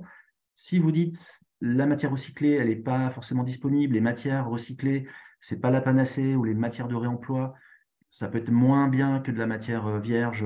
En fait, ça, c'est votre stratégie. L'outil ne vous impose rien. Vous pouvez mettre de la matière vierge. Vous aurez un impact. Et quand vous dites qu'il n'y a peut-être pas de circuit de recyclage qui existe ou quoi encore sur ces produits, donc ils vont être mal notés, en fait, pas nécessairement parce que de toute façon, on est dans le subjectif. Quand on parle de la recyclabilité ou de la réemployabilité, on est dans IT, hein, employabilité. Et donc, en fait, ça, dans l'outil, c'est subjectif. De dire, mon système sera avec des éléments réutilisables, on peut dire que c'est réutilisable, on n'est pas sûr que ça va être réutilisé.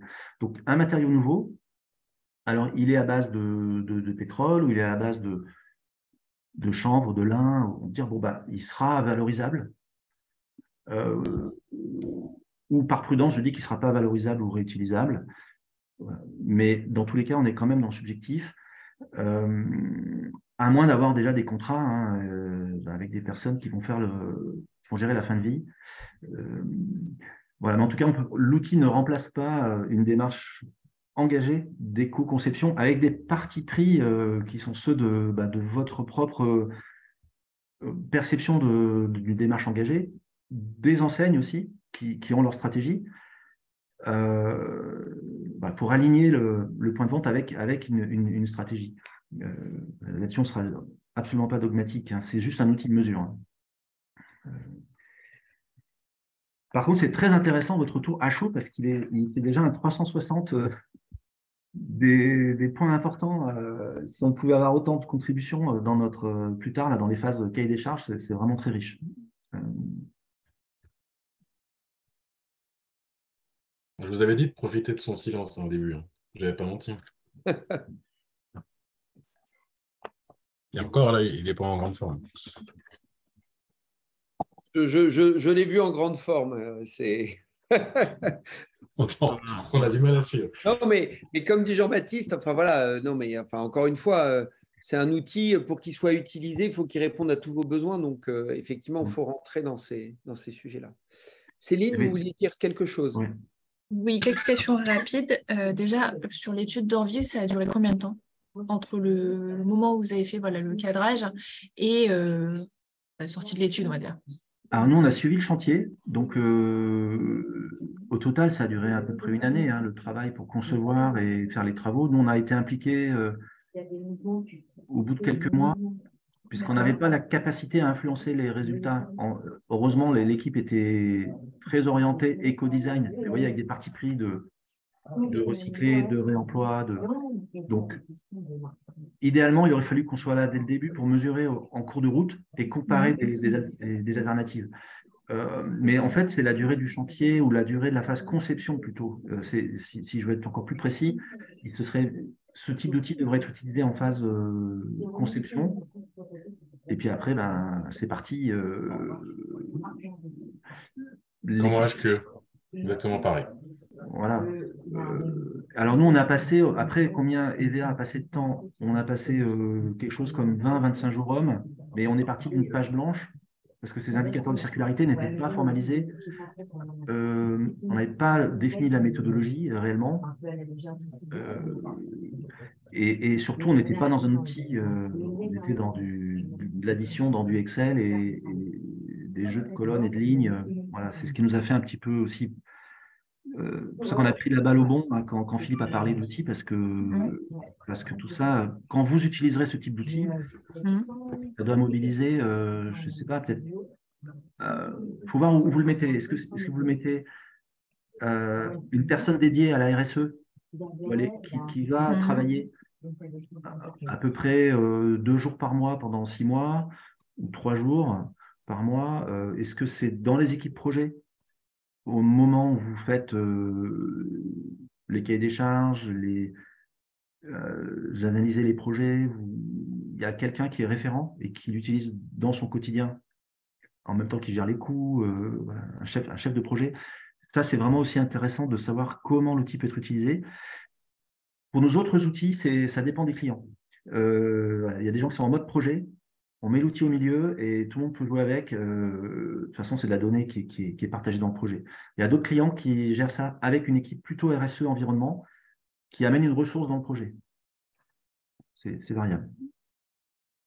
Alors, l'agence, si c'est Market Value qui travaille pour vous, voilà, sans vouloir Enfin, je veux dire, Philippe et ses équipes, voilà, une agence qui est un peu éveillée et consciente, elle utilise l'outil et elle fait le travail. Sachant que demain, pour tous les membres de Génération Responsable, l'idée, c'est que vous puissiez, que n'importe quelle agence qui travaille avec vous puisse l'utiliser, quoi. Enfin, encore faut-il après qu'elle rentre dedans, qu'elle ait les équipes avec la connaissance notamment des matériaux, etc. Mais à mon avis, en tout cas, l'idée, c'est ça, c'est que et les agences et les enseignes puissent l'utiliser en même temps. Ok, merci pour cette réponse. Alors après, je pense qu'on le définira dans le cahier des charges.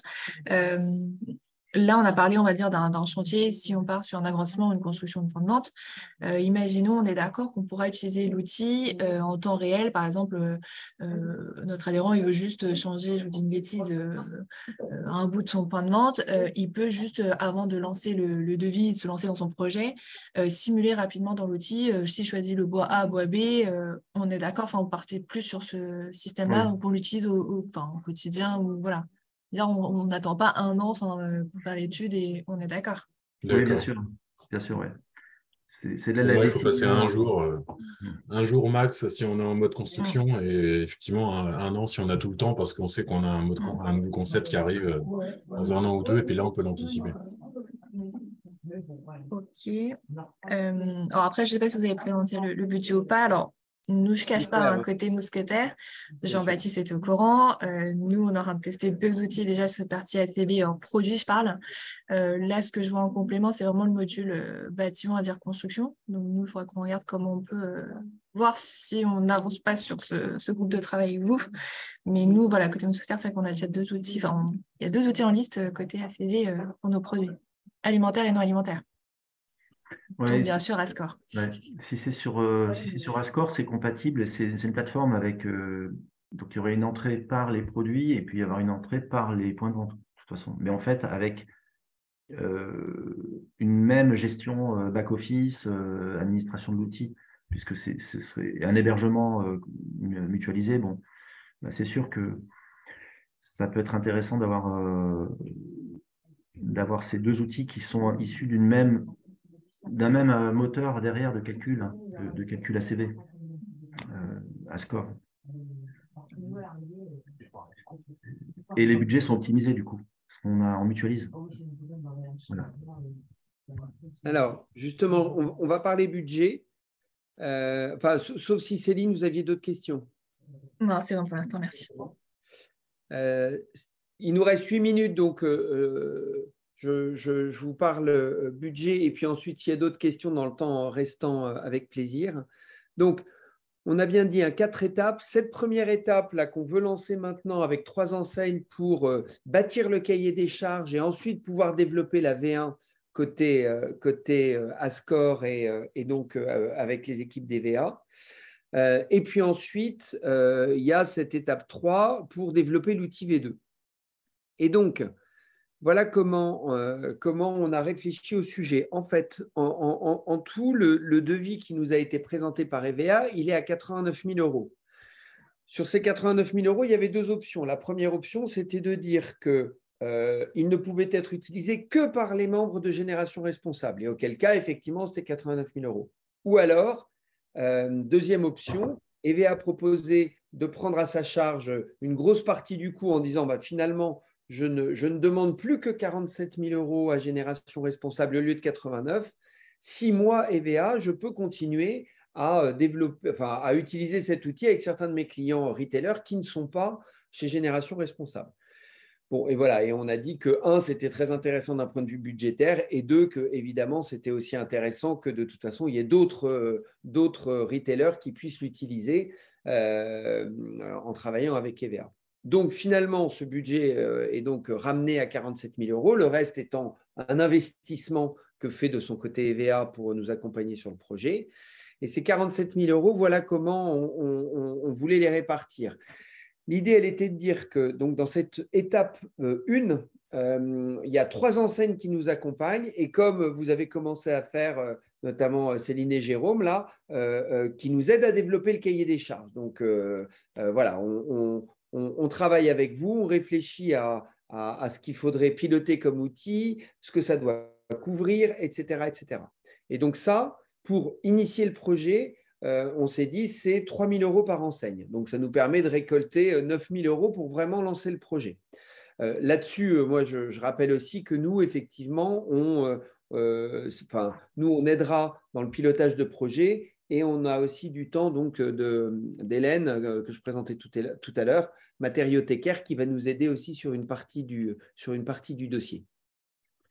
Donc ça, c'est la première étape et ça vous permet ensuite d'utiliser l'outil pendant 2 ans. Alors, bon, entre le moment où on va commencer à le développer, la V1, la V2, etc., voilà, il y aura des optimisations, mais voilà, ça vous donne accès à l'outil et en revanche, ça vous demande du temps à consacrer pour développer le cahier des charges. Ça, c'est la première étape. Ensuite, la deuxième étape, donc on arrive à la fin de l'étape 2, on a développé l'outil V1, maintenant on va le tester. Et donc là, l'idée, c'est qu'il y ait 5 autres enseignes qui, les 3 premières, évidemment, pourront continuer à le tester, puisqu'elles l'auront pendant 2 ans. Et là, il y a 5 autres enseignes qui rentrent et qui, idéalement, sont en train de développer un concept et donc peuvent tester l'outil pendant quelques mois. Ils peuvent l'utiliser pendant 2 ans, mais pendant quelques mois, ils le testent. Et ensuite, ça nous permet de faire une actualisation du cahier des charges pour pouvoir repartir en développement informatique de façon à faire la V2. Et donc là, on demanderait 5 000 € à chaque enseigne. Et puis ensuite, une fois que l'outil sera finalisé, donc on est à 25 plus 9, 34, donc il manque encore un petit peu de sous pour pouvoir couvrir le budget. Et là, l'idée, c'est qu'ensuite, l'outil est finalisé dans sa V2. Alors, ça ne veut pas dire qu'il n'y aura pas à un moment une V3, une V4, une V5, mais en tout cas, l'outil est finalisé dans sa V2. Et toute enseigne, membre de Génération Responsable, pourra l'utiliser pendant 3 ans pour 9 000 € et des enseignes non membres pourront l'utiliser pour 18 000 € pendant 3 ans. Voilà. Et tout ceci devrait permettre petit à petit de couvrir en fait l'intégralité des 47 000 € et du budget du développement de cet outil. Voilà, donc à nouveau, si on ramène c'est l'importance du collectif et l'intérêt du collectif, c'est que si demain l'un d'entre vous devait développer cet outil avec EVA, il paierait peut-être 89 ou 47. Voilà, là pour 3 000 ou 5 000 pour la deuxième, pour l'étape, une fois qu'il y aura la V1, vous pouvez utiliser l'outil et rentrer dans son développement. Voilà, donc Philippe, je vais quand même apporter des précisions parce que, bon, d'abord, c'est un outil aussi qui a pas mal de fonctions d'administration et de back-office, puisque pour une enseigne, il y a plusieurs personnes qui peuvent se loguer. Il y a évidemment de la sauvegarde et de la sécurité des données, parce qu'on est ISO 27001. Voilà, on l'a dit, Denis l'a dit tout à l'heure, c'est hébergé sur des serveurs français avec une sécurité qu'on gère. Et il y a des mises à jour qui sont incluses aussi dans le fait d'utiliser l'outil. Donc, quand on parle de V2, ensuite, ce n'est pas vraiment des V3, V4, c'est plus l'outil évolue de toute façon avec un comité d'utilisateurs qu'on anime et qui fait des retours sur l'outil pour le faire évoluer en continu si besoin. Ce qui est très important, c'est la dernière ligne. En fait, là, on aura déjà eu le budget très vite pour développer l'outil.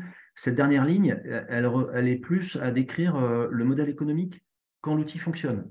C'est-à-dire qu'effectivement, idéalement, ensuite, il y a des abonnements qui permettent de continuer la maintenance de l'outil et le support, etc. Et dans ces abonnements, nous, on considère que Génération Responsable, il faut en reparler avec Jocelyne, mais nous, c'est comme un apport d'affaires. Parce qu'après, ça dure 3 ans, 4 ans, 5 ans. EVA, on ne tient pas à avoir une rente à 100% sur cet outil.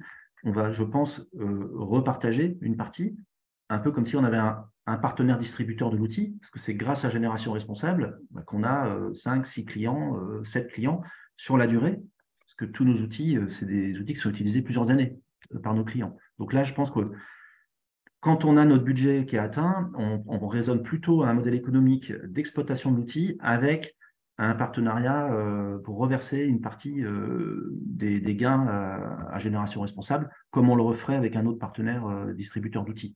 comme on le fait avec Popeye Shop ou comme on fait avec la Fédération de la plasturgie quand on diffuse nos outils au sein de leurs adhérents.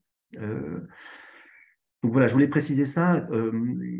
Et pour dire aussi que sur cette première tranche de 3 enseignes, on va travailler un peu sur dossier, sur archives, c'est-à-dire que vous ne serez pas énormément sollicité. Ce qu'il faut, c'est les premières réactions, c'est un peu ce qu'on a eu aujourd'hui, votre expérience sur un projet qui s'est déroulé, que nous, on va analyser aussi a posteriori, et on ne va pas trop se tromper sur le cahier des charges de l'outil, dès la V1, parce que vous serez là pour amener l'essentiel en quelques réunions. Ce n'est pas très intensif. Mais on va couvrir les 90%, 90-10 de ce que l'outil doit faire. La V2, c'est pour être certain que quand on l'utilise en vraie grandeur, dans la vraie vie, c'est dans la bonne ergonomie, la bonne expérience utilisateur. On va ajuster tout ce qui est administration et back-office. Voilà, comment on nomme, comment on sauvegarde, comment on organise l'info.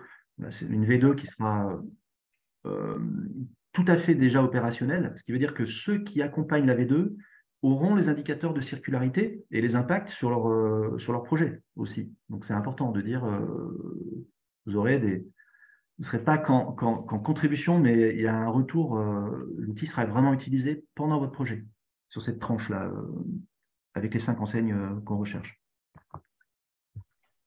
Voilà, une petite précision. Alors justement, pardon, c'est Charlotte chez Nespresso. En termes de timing sur chacune de ces étapes, vous estimez quel délai pour chacune d'entre elles pour voir un peu comment s'articule le séquencement? Tout à fait. Alors Denis et moi, en même temps et sans se concerter, on a une petite idée, je pense qu'on est souvent en phase. Voilà, pour cette phase V1, si vous donnez le top départ avec 3 enseignes, je pense qu'en 2-3 mois, on a quelque chose qui correspond déjà à une V1, du coup exploitable pour les 5 enseignes suivantes. De toute façon, il faut faire ça avant l'été, il faut que ce soit fini en juin, clairement. Sinon, on va passer, on aura l'été au milieu. Donc, c'est... Effectivement, si on part de ce principe-là, si on a un go assez rapide, on pourrait très bien envisager d'avoir le test de l'outil V1 prêt pour juin, pour qu'on puisse partir sur une V2 définitivement terminée et aboutie en novembre-décembre. Ok, l'objectif, c'est que l'outil soit finalisé avant la fin de l'année. Ok. Oui, tout à fait. Absolument. Enfin, je m'engage, mais je ne sais pas si... mais on a l'expérience. Voilà, c'est ça. Voilà. On a l'expérience de travail en collectif autour des outils. J'ai déjà cité 2 exemples, et on a aussi, pour des grandes maisons dans différents secteurs, on a pu comme ça, par cahier des charges et version bêta et version finale, en moins d'une année, en 7-8 mois, c'est abouti. Ok. Ok. Et quand vous dites durée d'utilisation de l'outil, c'est que quelle que soit la phase dans laquelle on s'inscrit pour participer au développement de cette solution, c'est qu'en fait, on peut utiliser tous les paramètres que vous avez présentés en amont de la réunion. Oui, alors, notamment pour les 3 premières enseignes, ça va être un peu plus que 2 ans parce qu'au début, l'outil n'existera pas. Donc, je pense qu'il faut compter ces 2 ans à partir du moment où la V1 est livrée. Donc, si on la livre en juin, là, on est parti sur 2 ans. Donc, ça nous amène en juin 2025 pour les 3 enseignes et les 5 enseignes qui vont être dans le deuxième wagon, jusqu'en juin 2025 sans surcoût. Donc, vous aurez déjà contribué en fait à l'élaboration de l'outil. Et ensuite, la dernière ligne, ça, c'est une nouvelle enseigne, voilà, quand l'outil fonctionne, donc à partir d'octobre-novembre de cette année. Là, ça fait un revenu qui rentre dans le projet pour boucler le budget. Et quand on a dépassé les 47 000 €, on va câbler ça avec vous, Génération Responsable, pour voir cette logique de reversement, d'apport d'affaires, de commission, mais qui se pratique dans les outils d'une façon générale, au-delà de 47 000 €. Est-ce que ça répond à vos questions sur le timing ? Oui, très bien, mais c'est très clair. Merci beaucoup. Ok. Moi, j'ai une question juste qui peut paraître un peu terre à terre, mais quel est le type d'interlocuteur en fait, que vous cherchez auprès des enseignes? Quel type de profil, quel type de compétences? pour la phase de développement. Désolé, hein, mais comme j'ai dit, je suis là un peu en mode exploratoire, donc je n'étais pas là dans les phases d'avant. Donc, je vois qu'il y a pas mal d'équipes liées plutôt aux travaux, si je comprends bien, de l'audience. Donc, entre conception, travaux, quel serait l'interlocuteur idéal pour avancer correctement avec vous? Alors, idéalement, c'est une personne qui a accès à la donnée, à l'information. Donc, sur la première ligne, sur les 3 enseignes, c'est quelqu'un qui connaît très bien un projet qui a été terminé en conception et en chantier. Vous voyez, donc je n'ai pas forcément la réponse. C'est limite un binôme. Hein. C'est limite un binôme. Et ça va être, allez, on va dire peut-être 3 réunions d'une demi-journée, enfin 3 heures quand même. Je pense qu'il y aura un travail important pour présenter le projet, l'analyser, 3 fois 3 heures, et puis après 1 ou 2 heures peut-être de feedback. Donc en gros, ça va prendre 7 à 12 heures de travail, je pense, pour contribuer à cette phase, cette première phase par enseigne. Plus la personne connaît bien son dossier et est percutante dans ses commentaires, je pense qu'il y en a déjà autour de la visio aujourd'hui, plus c'est efficace, quoi. Nous, on va vous montrer des maquettes d'écran, on va vous dire comment on appuie sur les boutons, qu'est-ce que ça donne, et puis en face, on aura de la réaction, et on aura de la data. Donc, on aura quelque chose à mouliner, donc des matières, des poids, des distances, voilà, des spécifications de vos choix de conception qu'on pourra rentrer dans l'outil. Ça nous aidera après à constituer la base de données aussi, mais qui va continuer au cours de la V2. Et, oui, une autre interrogation que j'ai, comme on est des enseignes un peu différentes en termes de type de business, est-ce qu'il y aura des adaptations ou des déclinaisons par rapport aux spécificités d'une marque plutôt que d'une autre, ou bien l'outil sera général et est-ce qu'on pourra contenter tout le monde et avoir un outil qui soit cohérent par rapport aux enjeux des différentes enseignes qui participent au développement? Ça, c'est notre ambition, mais on aura peut-être des typologies de chantiers ou de points de vente. C'est-à-dire, c'est pas tellement, peut-être par enseigne, mais surtout par typologie. Donc, je suis sur voilà, un corner, une boutique que je réaménage, je suis sur un élément avec le bâti ou pas. Je pense qu'on va arriver vers une différenciation, peut-être dans les menus au départ pour rentrer dans l'outil. Alors, en plus, il y a une différenciation selon les types d'enseignes. Faudra étudier ça, mais les fondamentaux sont quand même les mêmes, hein, pour tout le monde, hein, en première approche. Hein, mais c'est ce qu'on verra dans le cahier des charges notamment. Voilà, une réponse pas hyper tranchée, mais... Alors, je dirais, si je peux compléter, effectivement, on a, je dirais, EVA a l'habitude de travailler justement sur des outils avec plusieurs enseignes, enfin plusieurs maisons, et donc qui n'ont pas obligatoirement les mêmes façons de travailler, les mêmes projets. Et on a cette capacité à trouver le point, le fil rouge qui est quand même véritablement commun, transverse. Et donc, c'est aussi notre rôle d'être force de proposition, justement, à travers le cahier des charges, les maquettes, etc., de pouvoir arriver à trouver un terrain d'entente sur l'ensemble des enseignes ou l'ensemble des maisons avec lesquelles on a déjà travaillé. Donc ça aussi, c'est une des particularités de VA, de pouvoir faire cette analyse et d'être force de proposition de ce côté-là. Merci.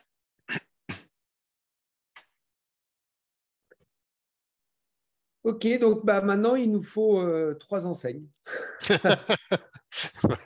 Voilà, non, mais pour lancer le projet, donc on est un peu arrivé à la fin du call et les gens commencent à partir, mais voilà, je ne sais pas si déjà parmi les enseignes qui sont là, il y en a qui se disent ok, banco, et puis sinon on aura besoin du support de Jocelyne et de Colline pour voilà, communiquer tout ce qui a été dit là. Je repréciserai peut-être par rapport à ce qu'on s'est dit là sur effectivement à partir de quand démarre la durée d'utilisation, à partir de la V1, etc. Je repréciserai un peu tout ça. Voilà. Mais donc, est-ce que là, parmi les enseignes, il y en a déjà 3 ou 1 ou 2 qui ont envie de se lancer dans cette aventure? pendant ce projet. Aventure, ça met un gros mot. Côté Nespresso, l'envie est là. Le seul souci, c'est que je ne suis pas du tout décisionnaire sur le budget, sur la dépense, même pour une enveloppe comme celle-ci. Il faut absolument que du coup j'en parle plutôt avec notre directrice de pôle Retail Développement. Est-ce qu'il peut y avoir une date, j'ai envie de dire, limite de réponse pour s'engager, enfin pour vous dire si on y va ou pas? Je pense qu'il faudrait qu'on se fixe fin février ou alors là, je sais qu'il y a les vacances qui arrivent, mais ce serait pas mal qu'on se fixe fin février. Ça fait 3 semaines comme ça. Après, on a mars, avril, mai où vraiment on travaille et en juin, l'outil est opérationnel. Ouais.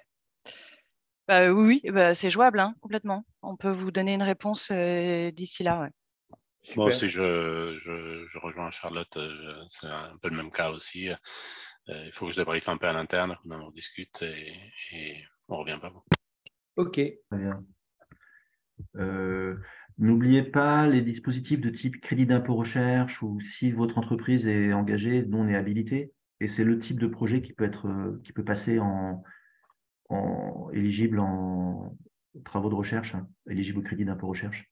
Mais ça, c'est optimisé. Je vois que la conférence est enregistrée. Est-ce qu'on aura accès éventuellement à l'enregistrement si on voulait aussi débriefer d'une manière plus précise? Oui. Comme tu pars pour discuter en interne. Oui. Tout est accessible et Colline vous dira où et comment. Mais il y a un lien, vous pourrez la récupérer. Oui, je vous ferai un mail d'ici demain. Le temps de mettre ça sur YouTube et tout, ce sera bon. Bon, donc on a peut-être déjà 2. Ouais, je pense que Picard avait l'air intéressé, hein, mais ils ont dû partir là. Céline demande également, pareil, une deadline pour s'engager et elle a des questions autour du tarif, vu que c'est vrai que c'est un groupement avec plusieurs enseignes. Donc on va faire un petit récap par mail à tout le monde, hein, si ça te va, Philippe. Super. Tu le fais, Colline, ou tu veux que… Je prépare et tu me génial. Ok, et ben super. Bon, bah écoutez, il est 11h12, effectivement. Moi aussi, je dois basculer dans une autre réunion. Un grand merci à tous. Donc, on se fixe d'ici fin février pour avoir une réponse des différentes enseignes, de façon à ce que début mars, de retour des vacances pour ceux qui en prennent, voilà, avec la trace du masque de ski, on puisse basculer dans les premiers échanges avec les différentes enseignes. Un grand merci à tous. Merci beaucoup. Merci beaucoup. Merci à vous. Merci beaucoup. Merci et très bonne journée. Bonne journée, à bientôt. Bonne journée, À bientôt. au revoir. Merci, au revoir. Merci à tous, au revoir.